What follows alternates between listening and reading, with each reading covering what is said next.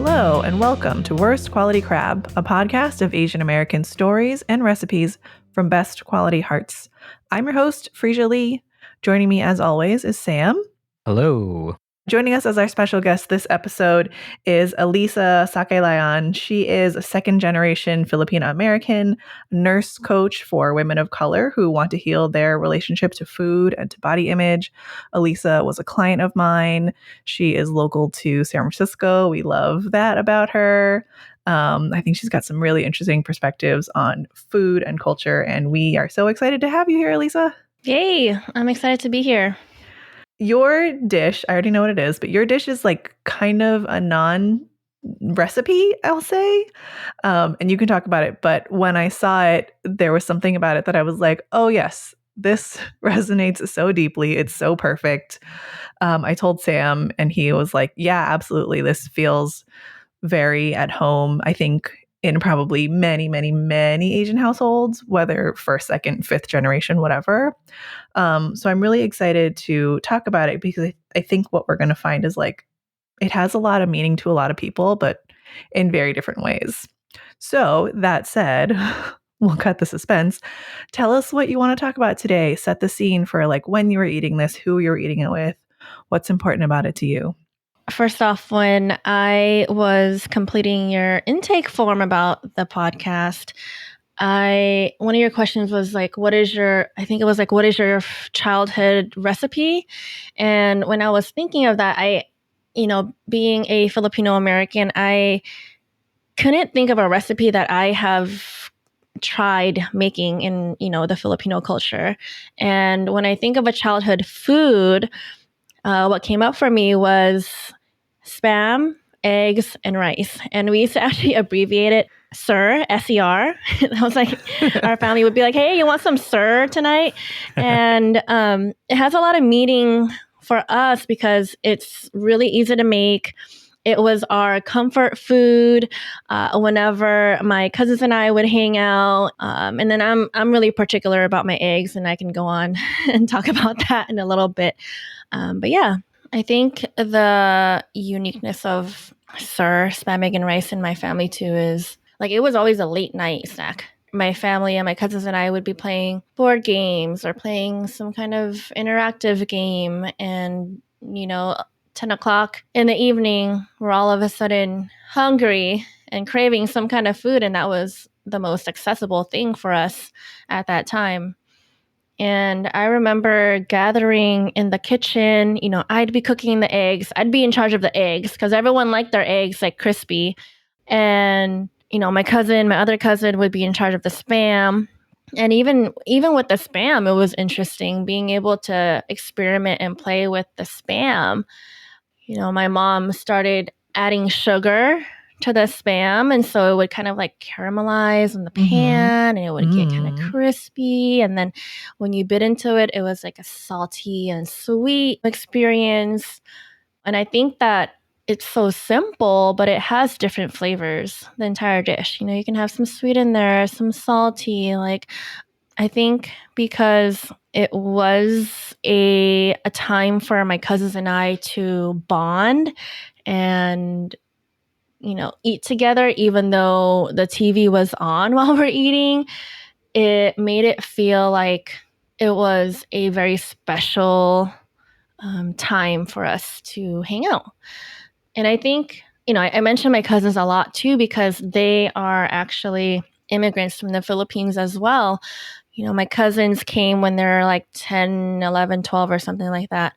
And so at that time, being able to just talk and like communicate with each other and like tell them about like the culture in America and our experiences was a way for us to feel more connected with each other. I think the dish itself has special meaning because we didn't have to cook and wait for a Filipino dish or whatever dish my parents made growing up. Being able to cook our own food, even though it was simple, and quick, I think was a way for us to like grow deeper and deeper in our bond with each other. That's so beautiful. No, that's really lovely. And I mean, in contrast to when I think about when I would eat spam and eggs, like very much quick by myself, only child, very few cousins, like didn't grow up with them, past the age of 10 or whatever. And so it's really lovely to hear this other version of spam, eggs, and rice where it's like a bonding food. And it just sounds so cozy and comforting. Mm-hmm. And I think for me, it was like very utilitarian and just like something that I could make and something that I could make quickly and just get it done. Like be full, basically. And yours just sounds so much more lovely. What I just like kind of think about too when I think of spam as a kid and feeding spam to our kids is just how maligned spam is outside of certain cultures, right? Like I think for a lot of Asian cultures it's super common. We like don't think twice about it. But then if you were to like, take this to a bunch of white people and be like, "Oh no, spam was my childhood food," it would be received very differently.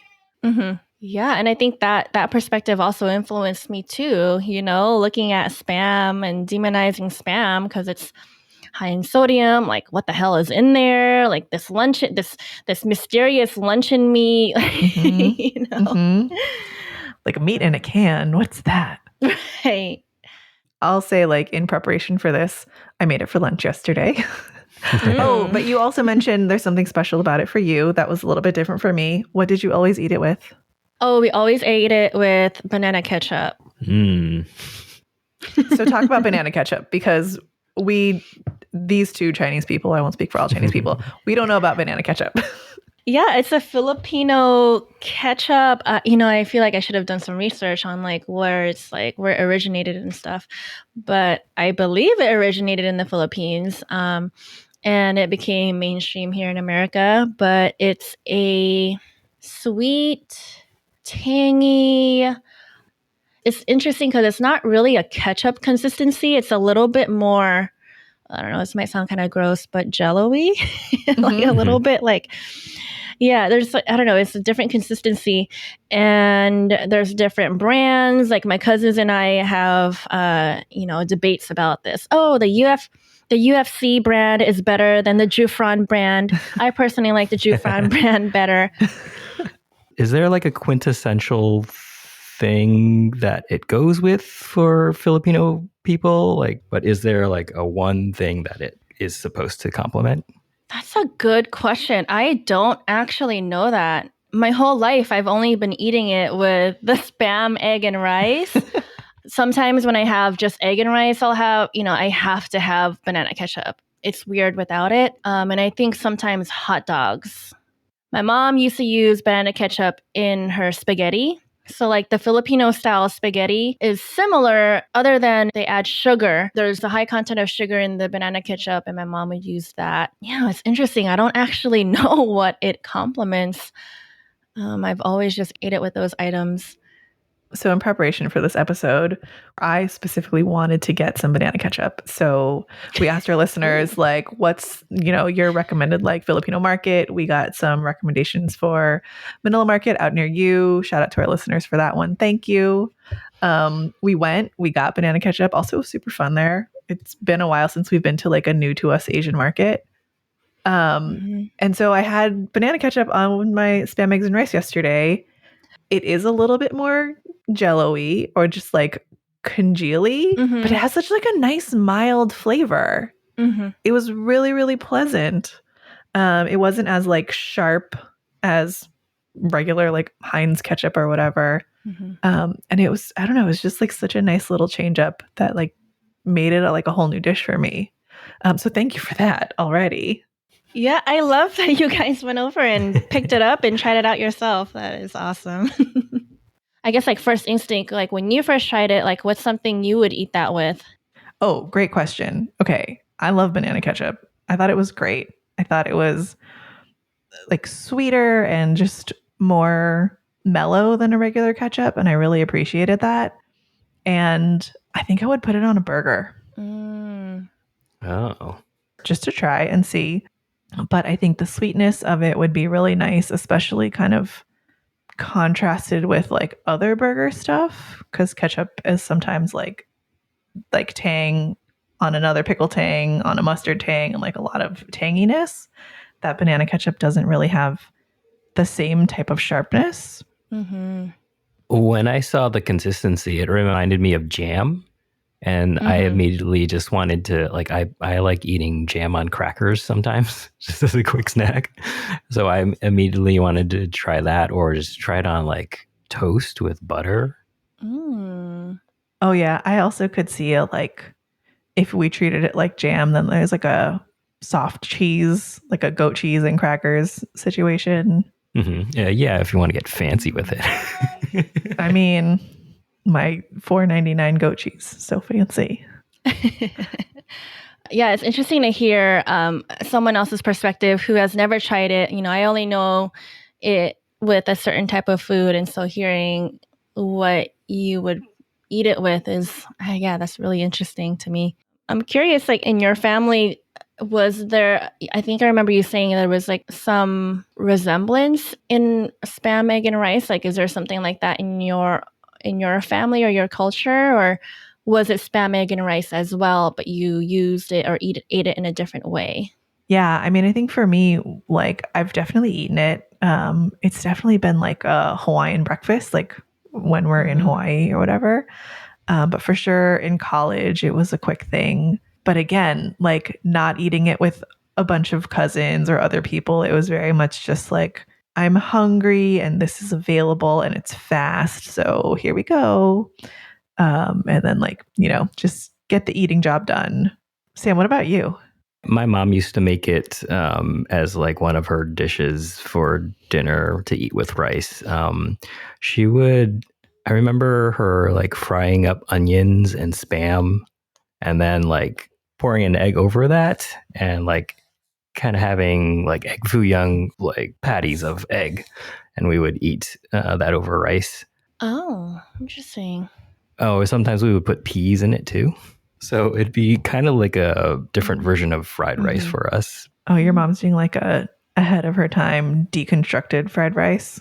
Yeah, exactly. I have to ask, do you eat the full sodium Spam or do you get the 25% less sodium Spam? That's a good question. We eat the less sodium Spam, and that's already pretty salty for us. So I don't even remember how the regular Spam tastes like, if this is already as salty, you know? For real, me neither. You mentioned that like this was a family dish, and you also mentioned cousins. Was this like a thing that you kind of grew up eating and then I guess learned to cook for yourself? Yeah, I think I've been eating this since I was a kid. I don't know if, I'm pretty sure my parents, made it for me real quick. Instead of, your typical American breakfast of eggs, bacon, pancakes, waffles, it was the Filipino version of rice, eggs, and Spam. Sometimes we use hot dogs or hot links too, but I actually got the term S.E.R from my cousins who live in New Jersey, and they've been eating it since they were kids too. And it just kind of grew on us. The banana ketchup, especially, has been an important, little touch to it. And since then, we've kind of made our own different versions. It can be a scramble. It can be with, I don't know, my mom would make egg with sauteed onion, and then I like my egg like super crispy, like crispy on the edges. So each of us, my cousins and each of my sister, we all have a specific way our egg, like a specific preference for the egg. So that's what makes it unique to each of us. Yeah, I don't know. And it's a really fun dish because it's versatile. You can make different kinds of scrambles. You can mix everything together. I like to eat it with an over easy egg with the Spam, and then kind of just let the egg ooze all over my rice and mix the banana ketchup on it and just eat it like a whole little mix of things. Do you have a special trick to make your eggs extra crispy on the edges? I like to cook it on a medium high heat, so it cooks it pretty fast. I found that if you keep the heat too low, it'll make the yolk kind of more harder and you have to cook it for longer. So I like to do it at a medium high heat, and then just watch the edges brown. And then I flip it literally for like 5 seconds and then take it off. Because I don't like my eggs too over easy with the raw yolk on top. I like it a little bit, what is it? Is it over, not medium. What is that? Over easy-ish. And then are you using like a lot of oil or a little bit of oil or a special kind of oil? These are good questions. I actually found a really cool pan from Costco. I'm sure they sell it at other places, but it's called the Rock Pan. Oh. I don't know if you've heard of it. No, but shout out Costco. It looks kind of like pebbly. Yeah, it looks like a or like marbly. A cast iron, kind of like a cast iron, but you could see the pebbly of the rocks. Yeah. And it heats up really quickly and it's naturally nonstick. However, I do use a little bit of olive oil still. Okay. Sounds like we have a new pan to go get, Sam, on our next Costco trip. When we're alternating from Manila Market to Costco. There you go. It sounds very comforting. It sounds almost, I don't know, I'm getting this feeling of like it being a little bit meditative for you to be making an egg and to be making something that you have been eating for so long. And I guess what I'm wondering about that is like now as an adult, is cooking something that is this like kind of peaceful, mindful moment for you? Are you like a utilitarian cook like some of our other guests? Like, what is your relationship to cooking and food? And like, how do you think that has been influenced by either cooking this with your parents or, you know, seeing them cook or whatever? My parents always encouraged me to cook my own meals, you know, being Asian parents that don't really like to buy out or take out. And so I think cooking has been, you know, a very integral part of our life growing up. It's funny because my parents would always be like, oh, yeah, you know, you should always learn how to cook the sinigang, right? Sinigang is a Filipino like stew, or you should be able to learn how to cook this adobo. But for some reason, every time they say like, oh, you should do this or that, I just get triggered, you know, it's like, why should I? So I think now that I'm older, I've learned to appreciate our food and our culture a little bit more. And so I definitely have a little bit of an interest in cooking. To be honest, I haven't really been cooking too much these days. We cook really simple meals. My partner helps cook and he's kind of like, he's really good at chopping. He's a good sous chef. I do a lot of the more like hands-on cooking and like gathering the recipe and gathering the ingredients and things like that. Yeah, I don't know. I do enjoy I do enjoy eating. Like I love to eat and experience the different flavors. To be honest, I like to venture outside of Filipino food because a lot of Filipino food are very to me are kind of like the same ingredients, same style of cooking. You know, it's usually a garlic, onion, you know, pepper, salt kind of situation. And then a meat, very little veggies.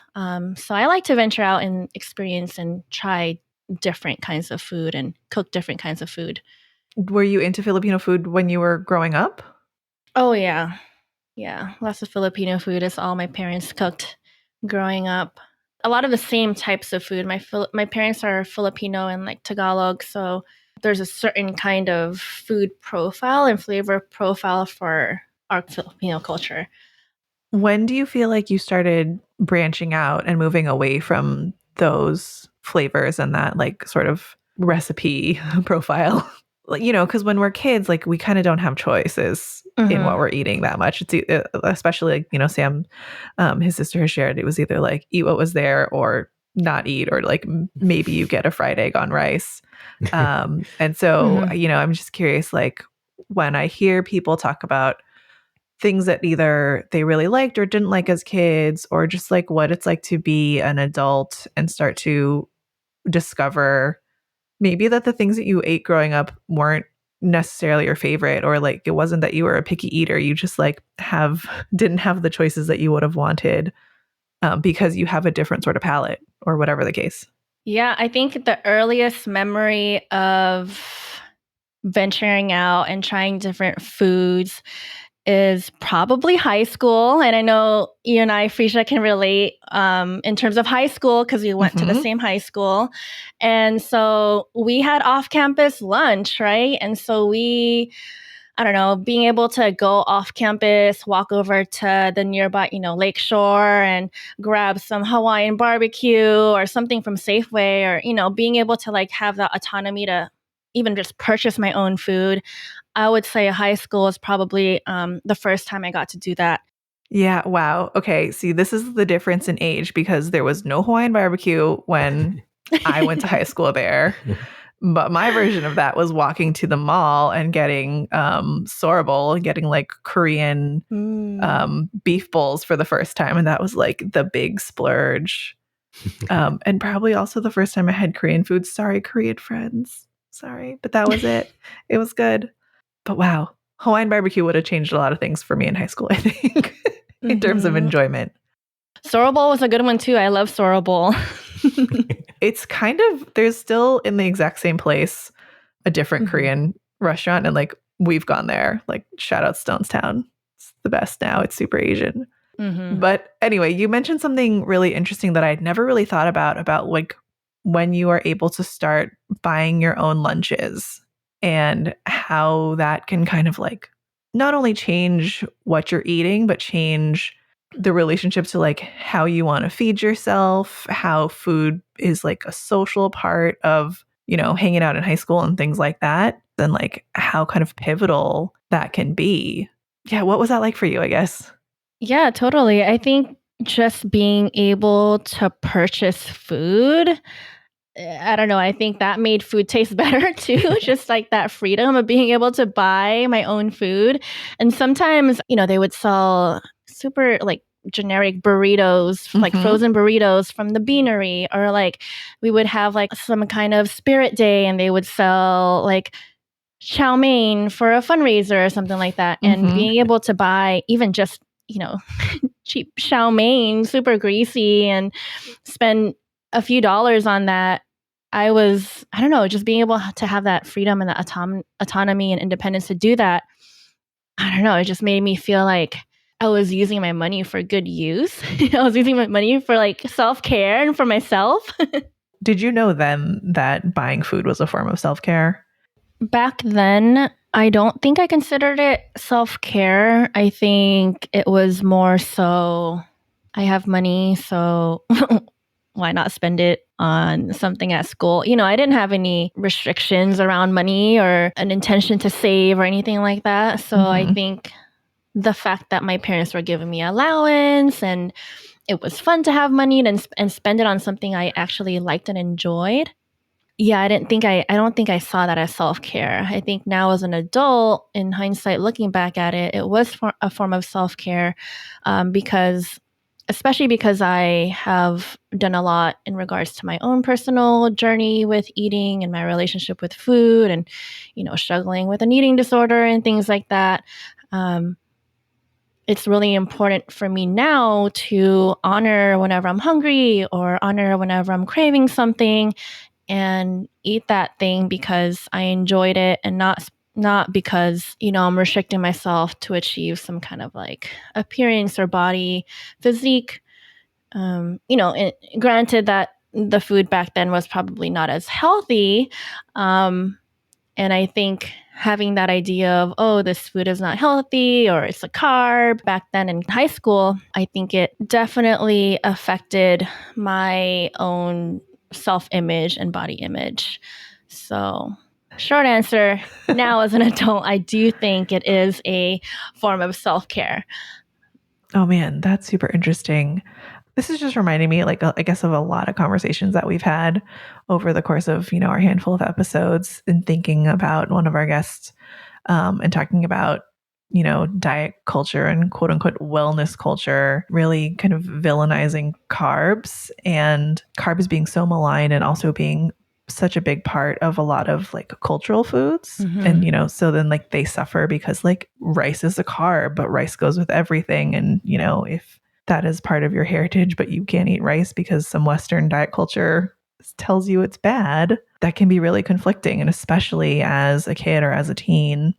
And then also thinking about our guest and mutual friend, Nicole, talking about her feelings around the importance of food in Filipino culture, but also getting a lot of pressure to both eat and be thin, or eat and not be too thin, and things like that. I guess, what was that like for you, if you're comfortable talking about it, as a kid and as a teen, and sort of the relationship that your family had around food that maybe didn't sit right with you, or was conflicting or confusing? In high school and especially in college, a lot of the diet culture mentality was very strong for me. And messaging that white rice is bad, I was very conflicted because rice being a part of my native, food and culture, and we eat it with literally everything: breakfast, Mm-hmm. lunch, dinner. Mm-hmm. It's always rice and then like a protein. And going into that process of starting to omit that food group from my diet was very conflicting. However, I think because maybe being raised as a Filipino American and a second gen Filipino American, I was more willing to give up rice. Mm. My parents, right, not so much, because I don't think that would even be in their vocabulary, give up rice. Mm-hmm. Although my mom has transitioned to brown rice, so it's a little bit healthier. Yeah, so I think I definitely was more willing to give up that food group because I was peer pressured, or because I wanted to fit in, or because I thought body image was extremely important. That's a whole nother conversation to unpack. But and it wasn't until after I've done the work around, my eating and body image was where I realized, like, what? Who am I to give up this food group that my ancestors have been eating, that my family and my family back home in the Philippines are eating? And it's such an important part of our love for food. Yeah. What was the role of food at large with your family? Was it central to your holidays, central to your get togethers? Yeah, 100%. It was central to everything. My mom, oh gosh, she used to do this thing where I can't eat dinner, I can't have a meal unless my whole family is together. It was really important for her, like at the end of our day, for us to gather and share a meal, break bread together.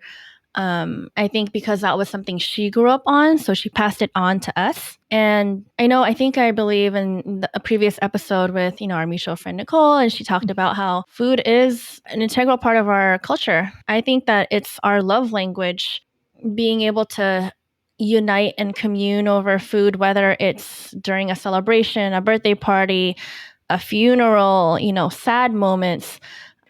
How do you feel about that?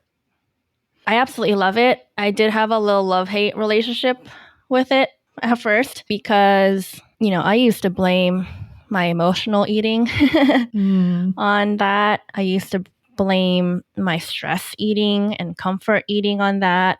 I used to blame my eating disorder, because I had a binge eating disorder, on that, because I was taught growing up that whenever we're happy, we eat. Whenever we're sad or whenever we're struggling with something, here's food. It'll make you feel better. Like my grandpa, whenever we were crying as kids, he was like, oh, let's go get some candy, or here, let's go to the bakery. Let's cheer you up. And so I think I don't want to, blame anyone. I don't think it's anyone's fault, but I've learned to cope my emotions with food.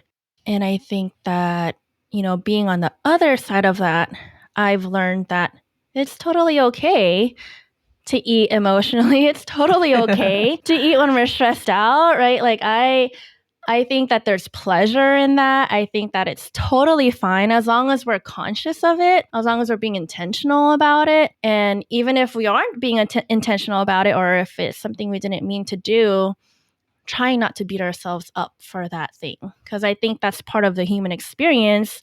You know, we're not machines.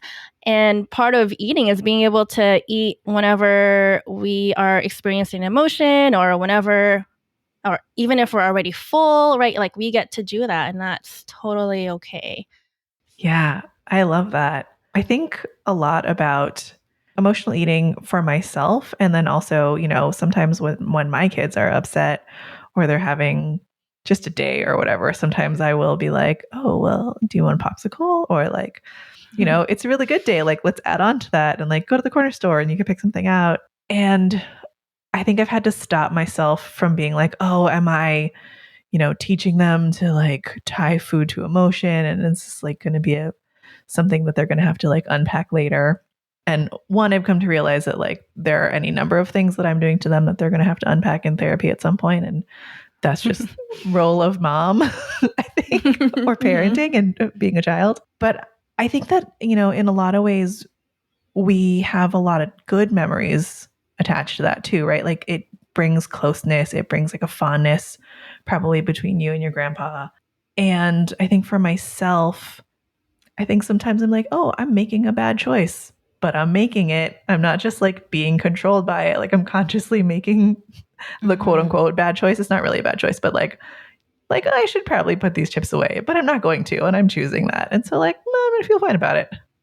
Yeah, totally. And I think that's the important part, is like being conscious of it.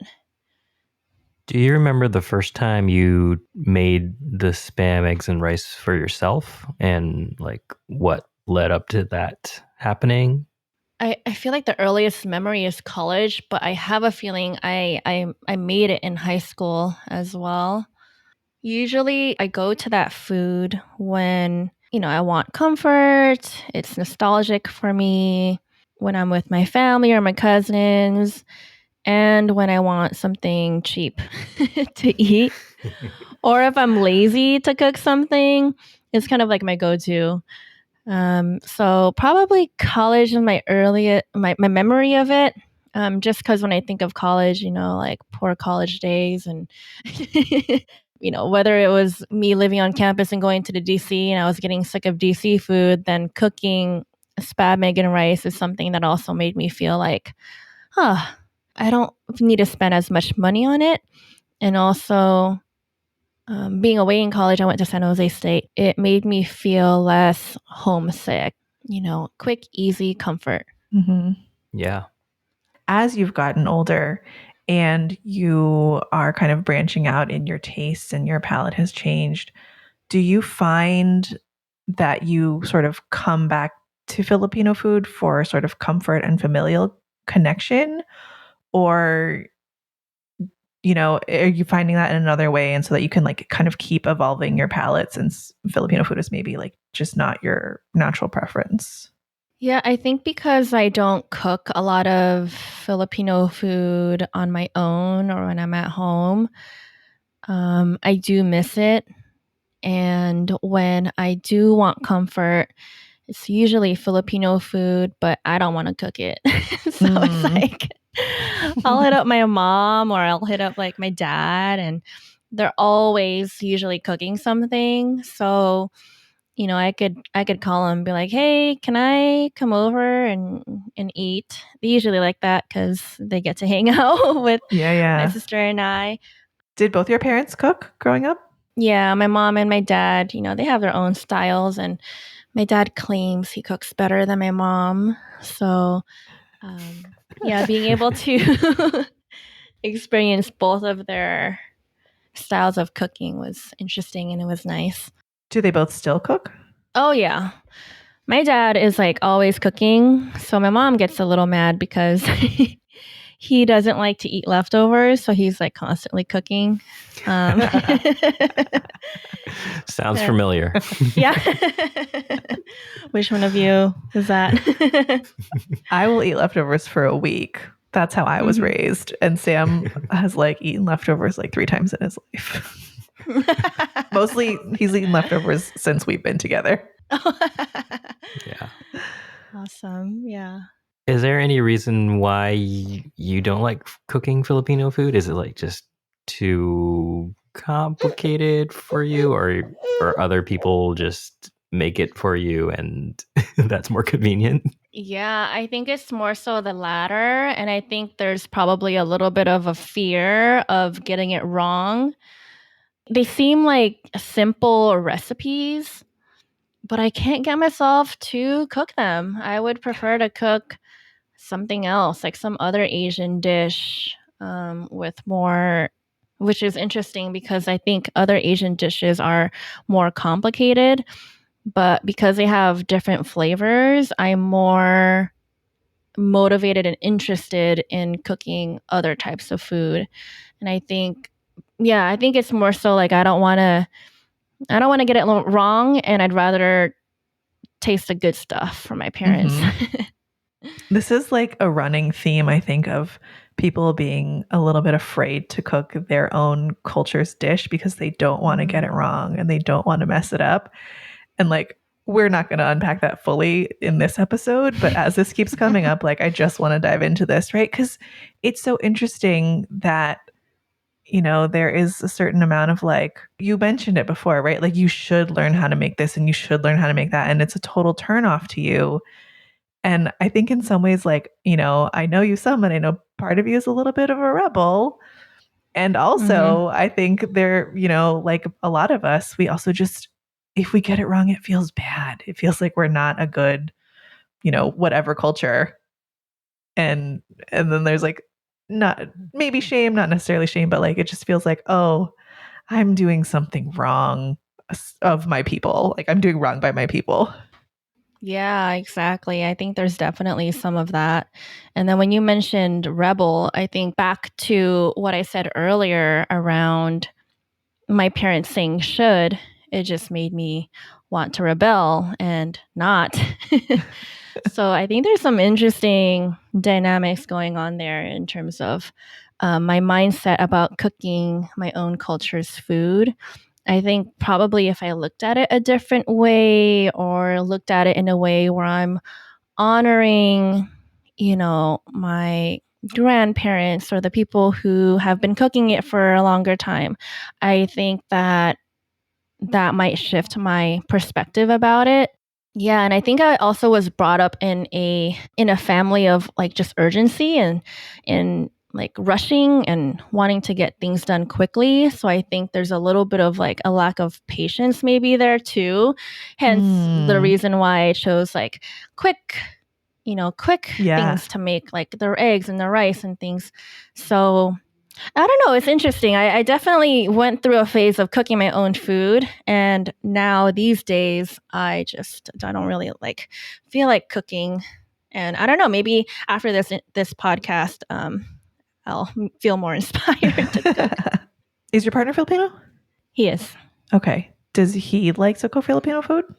No, not really. He's he eats some Filipino food, but his parents, I think they didn't really force them to eat much Filipino food. I'm like, oh, theoretically, you guys could just like stop making Filipino food for the next generation.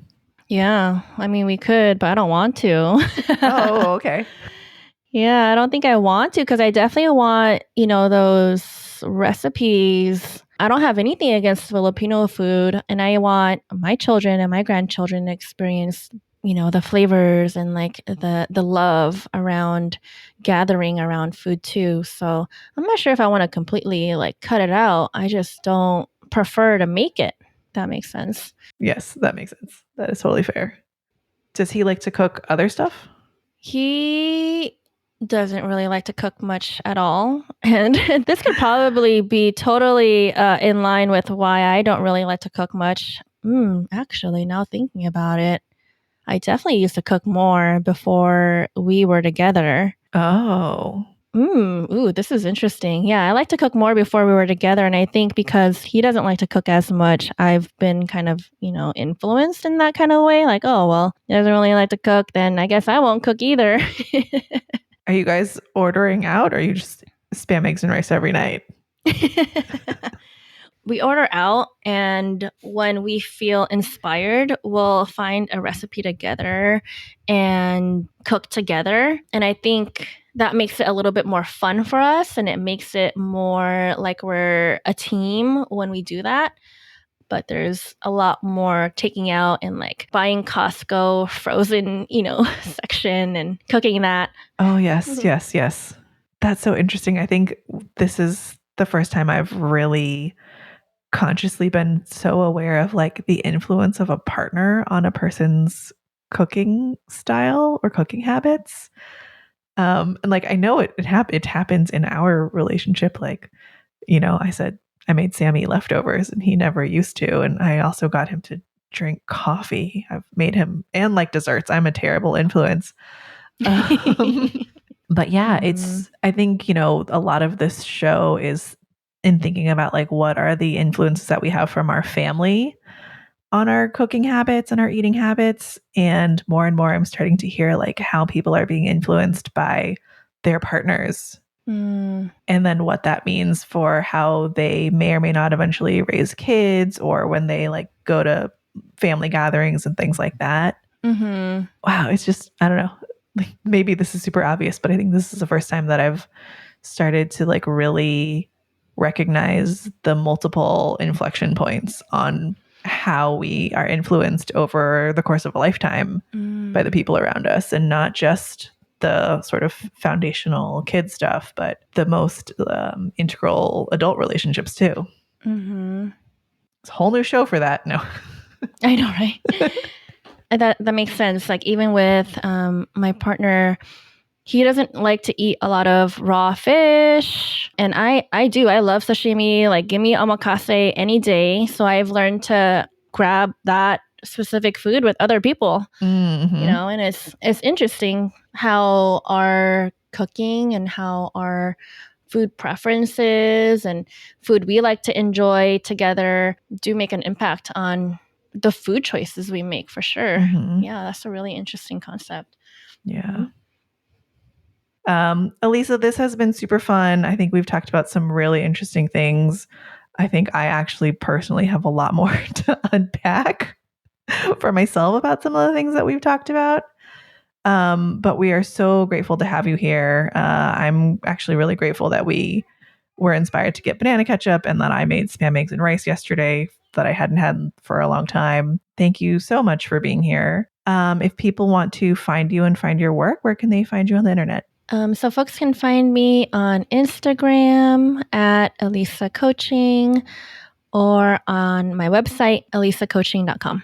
Great. I'm really grateful and thank you so much for having me. Yeah, of course. And listeners at home, this is not so much of a recipe, but if you would like to make Spam, eggs, and rice with banana ketchup for yourself, we will have a little link in the show notes with Alyssa's tips for getting your eggs super crispy, and maybe a link to banana ketchup, unless you want, you could Google that yourself, but go try it. It's worth it. And if you want to drop us a note, you can find us at worstqualitycrabpod@gmail.com. Find us online at worstqualitycrab.com or on Instagram at worstqualitycrab. Until next time, we'll see you all soon. Thanks so much. Bye-bye.